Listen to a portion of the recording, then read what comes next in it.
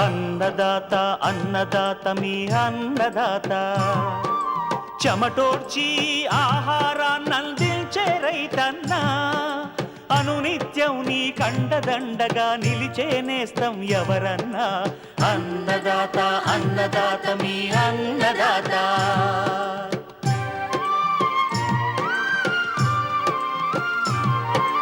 నూతన రీతుల సాగుబడికి, నూరింతలు పెరిగే దిగుబడికి సూచనలిచ్చే సస్య రక్షణకు, పశు పోషణకి శాస్త్ర విజ్ఞానం అందించి ముందుకు నడిపే తెలుగు రైతు భారతదేశానికి మకుటం అయ్యేలా తీర్చిదిద్దే ఆశయంతో మిమ్ము మేలు కొలిపేది అన్నదాత. అన్నదాత అన్నదాత మీ అన్నదాత. అన్నదాత అన్నదాత మీ అన్నదాత. అన్నదాత ప్రేక్షకులకు నమస్కారం. ఈనాటి ముఖ్యాంశాలు: సమస్యాత్మక నేలల యాజమాన్యం,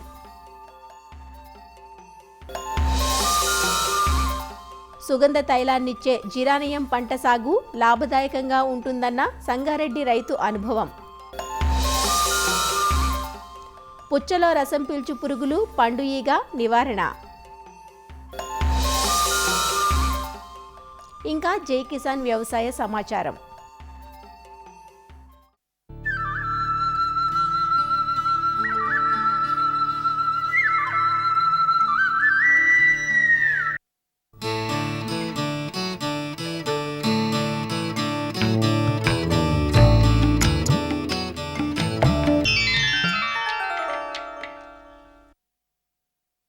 ఇటీవలి కాలంలో రైతులు ఎదుర్కొంటున్న అతి సాధారణ సమస్య సమస్యాత్మక నేలలు.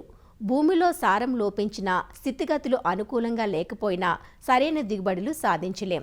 నేలలో ఉండే సహజ పోషకాలను మనం అందించే సేంద్రియ రసాయన ఎరువులను మొక్కలు ఉపయోగించుకోవాలంటే నేలలు అనుకూలమైన స్థితిలో ఉండాలి. పంటల సాగుకు అనుకూలించని నేలలను సమస్యాత్మక నేలలు అంటాం.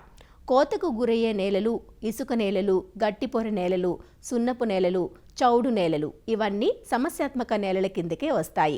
భూసార పరీక్షల ద్వారా నేల గుణగణాలను నిర్ధారించుకొని తగిన యాజమాన్య చర్యలు చేపట్టడం ద్వారా వాటిని బాగు చేసుకునే అవకాశం ఉంది. వివిధ సమస్యాత్మక నేలలను ఎలా బాగు చేసుకోవాలో ఆచార్య ఎన్జీ రంగా వ్యవసాయ విశ్వవిద్యాలయం, శ్రీకాకుళం జిల్లా నైరా వ్యవసాయ కళాశాల మృతికా విభాగం అధిపతి డాక్టర్ పి గురుమూర్తి నుంచి తెలుసుకుందాం. సమస్యాత్మక నేలలంటే ఏ నేలల్లో భౌతిక రసాయన సమస్యలు పంటల ఉత్పాదకతను గణనీయంగా తగ్గించి సాగు గిట్టుబాటు కాదో ఆ నేలల్ని మనం సమస్యాత్మక భూములు అంటారు. వివిధ సమస్యాత్మక భూములు ఆమ్ల భూములు, క్షార భూములు లేదా వీటినే చౌడు నేలలు, కారి నేలలు కూడా అంటారు. అదేవిధంగా నేల కోతకు గురయ్యేటటువంటి భూములు, ఇసుక నేలలు, గర్భంలో గట్టిపొర ఉండేటటువంటి నేలలు, అలాగే సున్నం అధిక పాలలో ఉండే సున్న భూములు. ఇక ఆమ్ల నేలలకు వస్తే ఈ నేలల్లో ఉదజని సూచి 6.5 కంటే తక్కువ ఉంటుంది. ముఖ్యంగా కాల్షియం, మెగ్నీషియం, భాస్వరం, పొటాషియం లాంటి పోషకాలు లోపాలు చాలా ఎక్కువగా కనిపిస్తుంటాయి. దాంతోపాటు అల్యూమినియం, ఐరన్ లాంటి పోషక లోపాలు ఎక్కువ మోతాదులో ఉండటం వల్ల వాటి టాక్సిటీ కూడా మనకు కనిపిస్తుంది. సుమారుగా 2 నుంచి 3 క్వింటాల్ పొడి చేసినటువంటి సున్నాన్ని ఎకరాకు వేసి భూమిలో కలుపుకుంటే వర్షాకాలంకి ముందు ఈ ఆమ్ల నేలని చాలా వరకు బాగు చేసుకునే అవకాశం ఉంటుంది. అదేవిధంగా రెండోది క్షార నేలలు, వీటినే చౌడు నేలలు అంటారు, అలాగే కారి నేలలు అని కూడా అంటారు. ఈ చౌడు నేలలు 2 రకాలు. ఒకటి తెల్ల చౌడు, రెండోది కారు చౌడు. ఈ తెల్ల చౌడు నేలల్లో నీటిలో కరిగేటటువంటి లవణాలు అధికంగా ఉంటాయి. ఈ భూసార పరీక్ష చేసేటప్పుడు ఈ నేలల్లో నీటిలో కరిగే లవణాల శాతం 0.1 కంటే ఎక్కువ ఉండడం, లేదా ఎలక్ట్రికల్ కండక్టివిటీ 4 డెసిసైమన్స్/మీటర్ కంటే ఎక్కువ ఉండటం వీటి లక్షణం. ఈ భూముల్లో పంటల విత్తనాలు సాధారణంగా మొలకెత్తవు. ఒకవేళ పుట్టిన మొక్కలు కూడా నీటిని, పోషకాలను సరిగ్గా సంగ్రహించుకోలేకపోవటం వల్ల అవి బాగా గిడసబారి ఉంటాయి. వేసవిలో సాధారణంగా నేలలోని తెల్లటి పొర ఆ పొరని పారతో చెక్కి లవణాలు ఉన్నటువంటి తెల్లని పట్టిని తీసివేయాలి ప్రథమంగా. ఇక తర్వాత పొలాన్ని దున్ని చిన్న చిన్న మడులుగా చేసుకోవాలి. ఈ రకంగా చిన్న చిన్న మడులుగా చేసుకొని వర్షాకాలంలో పడే వర్షాన్ని నిలగట్టుకుంటే చాలా మటుకు లవణాలు భూగర్భంలోకి ఇంకిపోతాయి. అదేవిధంగా ఉప్పును తట్టుకునేటటువంటి పంటలైనటువంటి వరి, చెరకు, జొన్న, సజ్జలు, ఆవాలు మొదలైనటువంటి వీటిని మనం సాగు చేసుకున్నట్లయితే ఇవి కొంతవరకు తట్టుకొని మంచి దిగుబడులు ఇచ్చే అవకాశం ఉంటుంది. పైరు విత్తనాలు పొలంలో విత్తడానికి ముందు 0.1% లవణ ద్రావణంలో ముంచి 2-3 గంటలు నానబెట్టి తర్వాత ఆరబెట్టినటువంటి విత్తనాలను మనం చల్లుకుంటే అధిక లవణాలు ఉండేటువంటి చౌడుని తట్టుకునేటువంటి అవకాశం పంట మొక్కలకి లభిస్తుంది. అదేవిధంగా ఈ పచ్చిరొట్ట ఎరువులు, సేంద్రియ ఎరువులు వేయటం వల్ల కూడా పొలానికి ఈ లవణాన్ని తట్టుకునేటటువంటి అవకాశం పెరుగుతుంది. ఇకపోతే ఈ చౌడు నేలలో కారి చౌడు నేలలు అంటారు.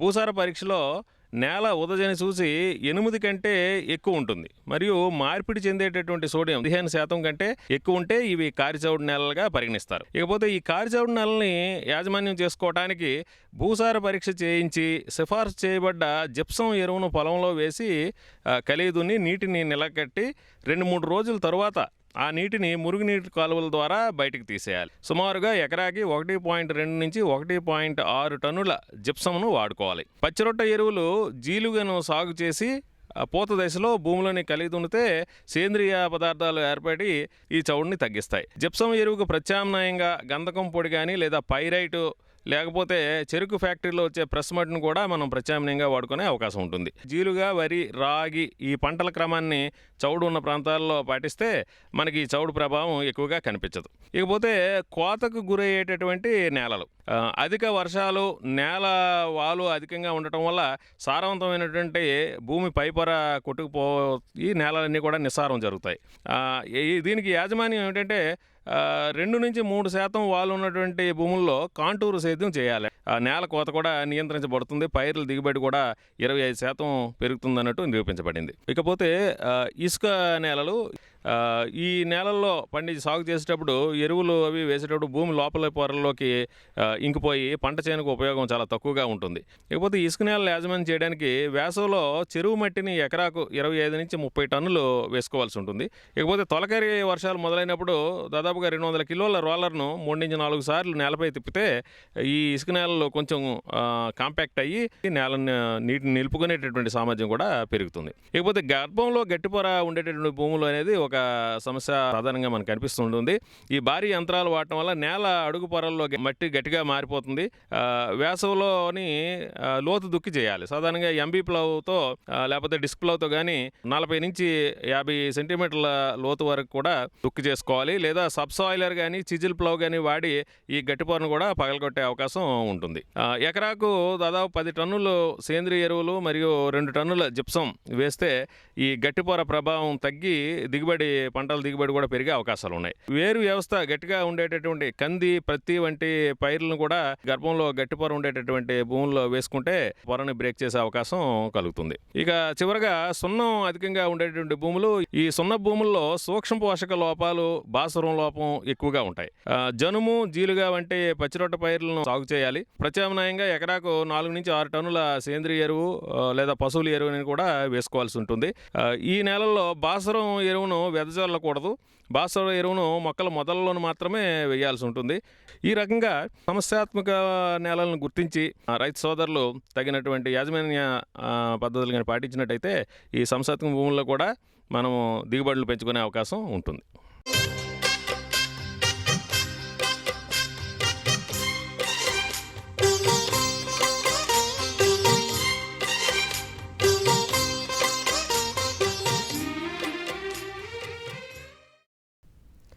రాబోయే వేసవి కాలాన్ని దృష్టిలో ఉంచుకొని చాలామంది రైతులు పుచ్చను నవంబర్ నుంచి ఫిబ్రవరి, మార్చి మాసాల వరకు పలు దఫాలుగా విత్తుకుంటూ ఉంటారు. ఎండాకాలంలో పుచ్చకు అధిక డిమాండ్ ఉంటుంది కాబట్టి 4 డబ్బులు వెనకేసుకోవచ్చునని ఆశపడతారు. అలా విత్తిన పుచ్చ పంట ప్రస్తుతం పలు దశల్లో ఉంది. 80 నుంచి 90 రోజుల పంటకాలం కలిగిన పుచ్చలో రోజురోజుకు పెరుగుతున్న ఉష్ణోగ్రతలకు రసం పీల్చు పురుగుల బెడద అధికంగా కనిపిస్తోంది. దీనికి తోడు పండు ఈగ కూడా పొంచి ఉంది. రసం పీల్చు పురుగులు, పండు ఈగ నివారణకు ఎలాంటి చర్యలు చేపట్టాలో ప్రొఫెసర్ జయశంకర్ తెలంగాణ రాష్ట్ర వ్యవసాయ విశ్వవిద్యాలయం పాలెంలోని కృషి విజ్ఞాన కేంద్రం కీటక శాస్త్రవేత్త ఎం రాజశేఖర్ నుంచి తెలుసుకుందాం. ప్రస్తుతం సాగు చేస్తున్నటువంటి ఈ పుచ్చ మరియు తర్బూజ పంటలు చాలా ప్రాంతాల లోపల మనకు పూత దశ నుంచి కాయలు ఏర్పడే దశ లోపల ఉన్నాయి. ఈ యొక్క దశ లోపల చాలా వరకు ఈ యొక్క పుచ్చ మరియు తర్బూజను ఎక్కువగా మనకు రసం పీల్చే పురుగులు మరియు పండు ఈగ ఎక్కువగా ఆశించి నష్టపరుస్తుంది. ఎక్కువగా ఆశించే రసం పీల్చే పురుగుల్లో పేనుబంక, తెల్లదోమ, తామర పురుగులు ముఖ్యమైనవి. ఈ యొక్క రసం పీల్చే పురుగులు మనకు ఈ పుచ్చ మరియు తర్బూజను రెండు విధాలుగా నష్టపరుస్తాయి. ముఖ్యంగా డైరెక్ట్ డ్యామేజ్ అంటే అవి పుచ్చ మరియు తర్బూజ మొక్కల యొక్క అన్ని భాగాల నుంచి రసం పీల్చడం. ఇంకో డ్యామేజ్ వచ్చేసి ఇండైరెక్ట్ డ్యామేజ్. ఈ యొక్క పుచ్చ మరియు తర్బూజ లోపల ఇవి అనేది ఆకుముడత వైరస్ తెగులను మనకు ఒక మొక్క నుంచి ఇంకో మొక్కకు వ్యాపింప చెందుతాయి. దానివల్ల ఏమవుతుందంటే మనకు మొక్కలంతా ముడుచుకొని పోయి చాలా వరకు దిగుబడి అనేది తగ్గిపోవడానికి అవకాశం ఉంది. అంతేకాకుండా ముఖ్యంగా ఈ యొక్క రసం పీల్చే పురుగుల ఉధృతి అనేది మనకు పొడి వాతావరణంలో అంటే ఈ ఎండాకాలం లోపల ఎక్కువగా ఆశించే అవకాశం ఉంది. కాబట్టి రైతులు ఈ యొక్క రసం పీల్చే పురుగుల మీద కొద్దిగా అవగాహన కలిగి ఉండడం అనేది ఉత్తమం. ఈ రసం పీల్చే పురుగుల యొక్క యాజమాన్యం చూసుకున్నట్లయితే రైతులు ఎకరానికి 10 పసుపు మరియు 10 నీలి రంగు జిగురొట్టలు అనేది అమర్చుకోవాలి. అంతేకాకుండా ఎక్కడైతే మనకు ఆకులు వడిలిపోయినట్టు ఉండి ఆకులు పాలిపోయినట్టుగా ఉంటే మాత్రం మనం పురుగు మందులు అనేది పిచికారీ అనేది చేసుకోవాలి.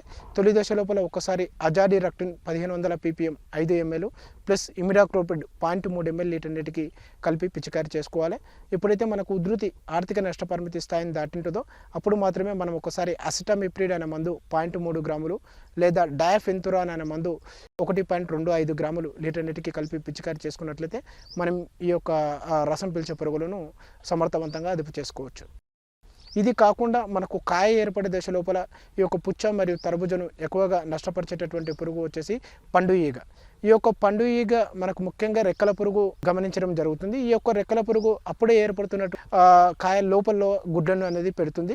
అప్పుడు ఆ గుడ్ల నుంచి పొదిగినటువంటి పిల్ల పురుగులు ఆ యొక్క కాయ లోపల ఏర్పడుతున్నటువంటి గుజ్జును తినడం ద్వారా మనకు కాయలు సరిగ్గా వృద్ధి చెందకపోవడం, అంతేకాకుండా పండ్లు త్వరగా పక్కానికి రావడం, ఇంకోటి ఏంటంటే ఈ యొక్క కాయలు అనేది పాడైపోయినట్టుగా కుళ్ళిపోయిన వాసన అనేది గమనించడం అనేది జరుగుతుంది. ఈ యొక్క కాయ ఈగ అనేది దాదాపుగా ఆశిస్తే ఇట్లా మనకు 80 నుంచి 90% వరకు దిగుబడి అనేది నష్టపోయే అవకాశం ఉంది. కాబట్టి పండు ఈగ నివారణకు యాజమాన్య పద్ధతులు చూసుకున్నట్లయితే పంట చుట్టూ ఎటువంటి కలుపు మొక్కలు లేకుండా చూసుకోవాలి. అంతేకాకుండా మొక్క మొదలు భాగాన్ని కూడా అప్పుడప్పుడు మనము రైతులు ఆ యొక్క మట్టిని అనేది జరిపి చూసుకునడం వలన మనకు ఈ యొక్క కోశ దశలు అనేది బయటపడి ఇంకా అవకాశం ఉంటుంది.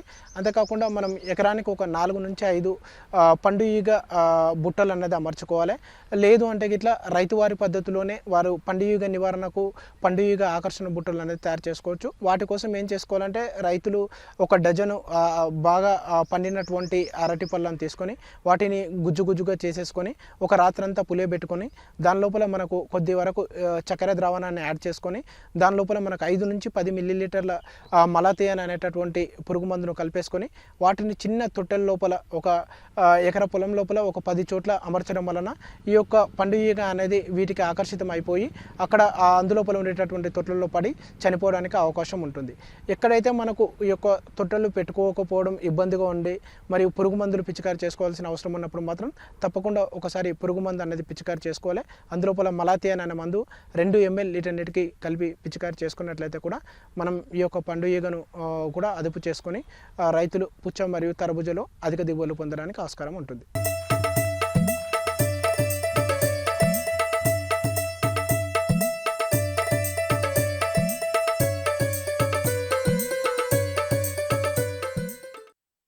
చెరకు, అల్లం, ఆలుగడ్డ, జొన్న, మొక్కజొన్న ఏ పంట వేసినా ఏముంది ప్రయోజనం? చివరకు పెరిగిన చీడపీడల సమస్యలు, గిట్టుబాటు ధరలు లేక చేతులు కాల్చుకోవడం తప్ప. ఇలాగే నష్టపోయిన రైతు ప్రత్యామ్నాయ పంటలకై ఆలోచించాడు. అనంతరం ఓ కొత్త పంట అతనిని ఆకర్షించింది. ఆ పంటే జిరానియం. ఈ కొత్త పంట పేరు మీరు ఎప్పుడూ విని ఉండరు కదా. ఇది ఒక సుగంధ పంట. నిమ్మగడ్డి, సిట్రునెల్లా, పామురోజా, వట్టివేరు మాదిరే ఈ పంట నుంచి సుగంధ తైలాన్ని తీస్తారు. తెలుగు రాష్ట్రాల్లోనే తొలిసారిగా జిరానియం సాగు చేస్తున్న ఆ రైతు ఎవరో, ఆ పంట విశేషాలేమిటో తెలుసు. మనం చూస్తున్న ఈ పంటే జిరానియం. జిరానియం పంటను సంగారెడ్డి జిల్లా మొగడంపల్లి మండలం గొడిగార్పల్లి గ్రామంలో యువ రైతు నాగేశ్వర్ సాగు చేస్తున్నారు. గతంలో ఎన్నో పంటలతో ఒడిదుడుకులు ఎదుర్కొన్న నాగేశ్వర్ తండ్రి నారాయణ తన కుమారుడికి ఈ పంట సాగులో శిక్షణ ఇప్పించి జిరానియంను సాగు చేయిస్తున్నారు.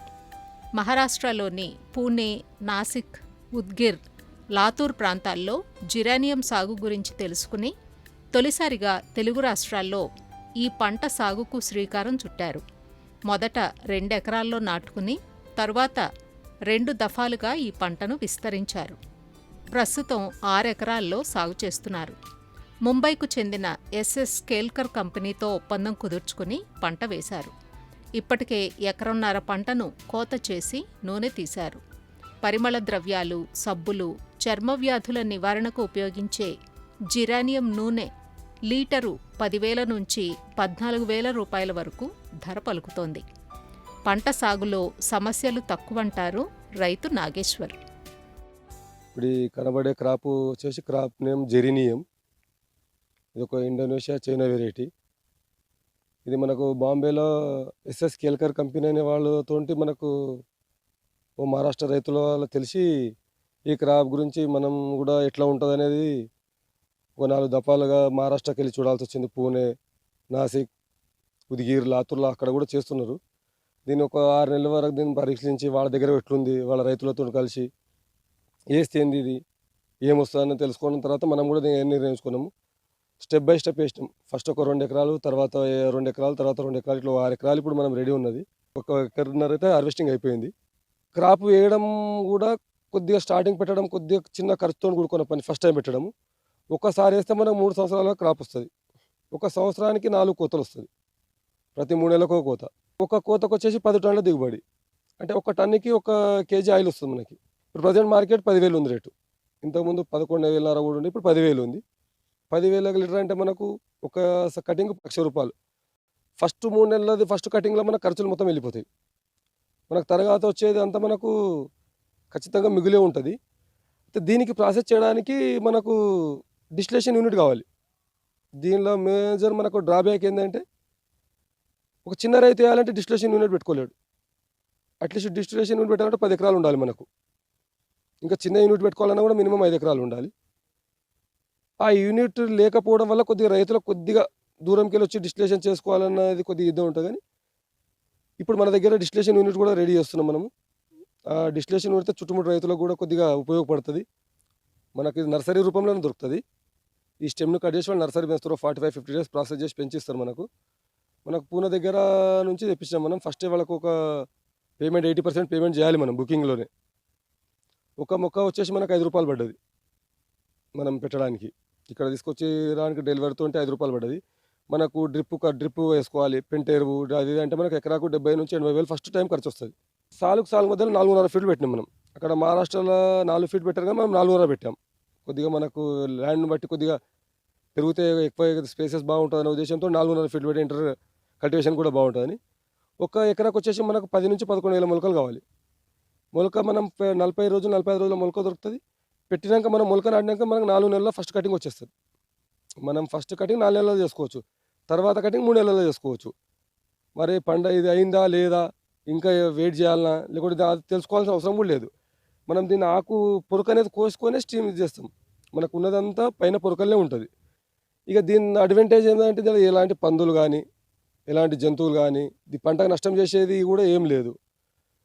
మనము సొంతగా భూమి బోరు బావి కానివ్వండి ఈజీగా కల్టివేషన్ చేసుకున్న ఈజీ ఉంటే రైతులకు కూడా చాలా లాభదాయకం ఉంటుంది. జహీరాబాద్ వ్యవసాయ సహాయ సంచాలకులు భిక్షపతి జిరానియం పంట గురించి చెబుతూ, ఈ జిరానియం అనేది ఈ ఆరోమేటిక్ అండ్ మెడిసినల్ వాల్యూస్ ఉన్న పంట. స్టెమ్ కటింగ్ ద్వారా దీన్ని మనం నాటుకుంటాం. దీనికి చాలా చీడపీడల సమస్య కూడా చాలా తక్కువ. వచ్చే ఒక ఎండు తెగులు ఒకటి తర్వాత నెమటోడ్స్ ప్రాబ్లం ఉంటుంది. ఈ 2 సమస్యలను బయట అధిగమించి సాగు చేసుకుంటే పెద్ద కష్టం కూడా లేదు. డ్రిప్ కింద సాగు చేస్తున్నాడు ఈయన. ఈ డ్రిప్ ఫెసిలిటీ ద్వారా ఈ ఫెర్టిగేషన్ కూడా ఎరువులు కూడా డ్రిప్ ద్వారానే అందివ్వడం జరుగుతుంది. ఈ కటింగ్స్ అనేది నాటుకున్న తర్వాత సంవత్సరానికి 3-4 కటింగ్లు వస్తాయి. ఒక కటింగ్కు ఎకరాకు ఒక 10 కిలోల నూనె వచ్చే అవకాశం ఉంది. మరి ఆ నూనె కూడా మంచి మార్కెట్లో కిలోకు 10,000 రూపాయలు ఉంది. కాబట్టి ఒక్క కటింగ్కే 1,00,000 రూపాయల ఆదాయము పొందడానికి అవకాశం ఉంది. ఈయన ఈ 6 ఎకరాలను ఇంకొక 10-12 ఎకరాల వరకు ఎక్స్టెండ్ చేసుకుంటూ గ్రామంలోనే ఒక 40-50 ఎకరాలు సాగు చేయాలనే ఉద్దేశంతో ఈ నారాయణ గారు ఆదర్శంగా ఈ పంట సాగును తీసుకోవడం, దీన్ని మేము చాలా అతన్ని అభినందిస్తున్నాం. కొత్త పంటలు వేసే ముందు రైతులు ముందస్తు ఒప్పందం తీసుకోవడం, ఒకేసారి ఎక్కువ విస్తీర్ణంలో చేపట్టడం కాకుండా మార్కెట్ గమనాన్ని అనుసరించి ముందుగా కొద్దిపాటి విస్తీర్ణంలో వేసుకుని అనుభవం గడించాకే సాగును విస్తరించడం మంచిదని నిపుణులు సూచిస్తున్నారు.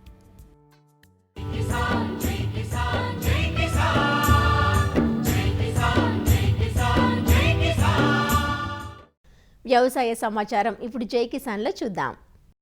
పంటలకు నీటి తడులు ఇచ్చేందుకు ఉపయోగించే డీజిల్ ఆయిల్ ఇంజన్ల స్థానంలో రైతులు ఆటో ఇంజన్లను వాడుతున్నారు. ప్రభుత్వం రాయితీపై పంపిణీ పథకాన్ని నిలుపుదల చేయటం, బహిరంగ మార్కెట్లో ఆయిల్ ఇంజన్ల ధరలు పెరగటంతో రైతులు ఆటో ఇంజన్లతో తయారు చేసే అసెంబుల్డ్ ఆయిల్ ఇంజన్లను ఇటీవల ఎక్కువగా వాడుతున్నారు. పూర్వం వాడుతున్న ఆయిల్ ఇంజన్లతో పోల్చితే కొన్ని అంశాలు అనుకూలంగా ఉండటంతో వీటిని ఎంపిక చేసుకుంటున్నారు. ఇంజన్ ధర, నిర్వహణ, డీజిల్ మైలేజ్ పెరగటంతో రైతులు వాడకానికి ముందుకు వస్తున్నారు. ప్రస్తుతం మిరపతో పాటు రబీ సీజన్లో వేసిన మొక్కజొన్న, జొన్న పైర్లకు నీటి తడులు అందించేందుకు ఆటో ఇంజన్లనే వాడుతున్నారు. ముఖ్యంగా గుంటూరు, బాపట్ల, ప్రకాశం, కర్నూలు జిల్లాలోని రైతులు ఇటీవల కాలంలో ఆటో ఇంజన్లను విరివిగా వాడుతున్నారు.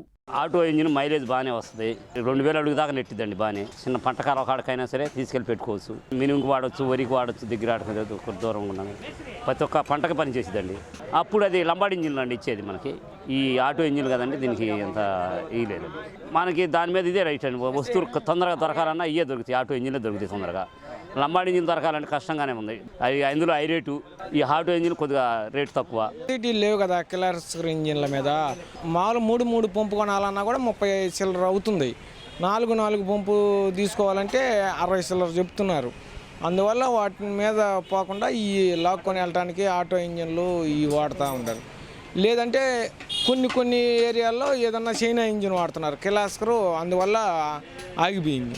మనకు ఆటో ఇంజిన్ అంటే వీళ్ళే ఇక్కడే అన్నీ తయారు చేసి ఇచ్చేస్తారు, మనకి ఇంక ఇబ్బంది లేదు. గ్యారెంటీ కూడా 1 సంవత్సరం ఇస్తున్నారు. 2 సంవత్సరాలు 3 సంవత్సరాలకు ఒకసారి ఏదన్నా ఇబ్బంది అంతే. ఇది మిరప, పత్తి ఏదన్నా సన్నకారు రైతులకు కానీ పెద్దవాళ్ళకి కానీ ఇప్పుడు అంతకైతే 15 ఎకరాలు వేసినా కూడా 2 ఇంజిన్లు ఇవే పెడుతున్నారు కానీ వేరే పెడతలా. మామూలు ఆయిల్ ఇంజన్కు లీటర్ డీజిల్ పోస్తే 30 నుంచి 45 నిమిషాలు మాత్రమే ఆడుతుండగా ఆటో ఇంజన్ 2 గంటలు నడుస్తుంది. డీజిల్ ఖర్చులు సైతం తగ్గుతుండటంతో రైతులు ఇటువైపు మొగ్గు చూపుతున్నారంటూ మెకానిక్లు చెబుతున్నారు. ఆయిల్ మైలేజ్ వస్తుంది, లీటర్ 2 గంటల సేపు వస్తుంది, ఒక మనిషితో పని అయిపోతుంది. 17,000 18,000కి ఇస్తున్నాం పంపు ఇంజన్ మీకు. అందుకోసం రైతులు ఎక్కువ దీనికి ఆశిస్తున్నారు. అది కొనాలంటే 50,000 పెట్టాలి, ఇది కొనాలంటే 20,000 లోపు మొత్తం అయిపోతుంది. అన్నింటిలో మేము రిపేర్ వచ్చినా కూడా 4,000 తీసుకొని మళ్ళీ ఇంజిన్ మార్చి ఇంజిన్ ఇస్తున్నాం ఎక్స్చేంజ్ మీద. పంపు రిపేర్ వచ్చినా 3,000లో ఇంజిన్ పంపు కొత్తది ఇస్తున్నాం. ఖరీఫ్ సీజన్ కంటే రబీలోనే ఎక్కువగా నీటి తడులు ఇవ్వాల్సి రావటంతో ఆటో ఇంజన్ల వాడకం పెరిగింది. కొంతమంది రైతులు ఆటో ఇంజన్లతో పాటు తక్కువ ఖరీదులో దొరికే చైనా ఆయిల్ ఇంజన్లను సైతం పంటల్లో వినియోగిస్తున్నారు.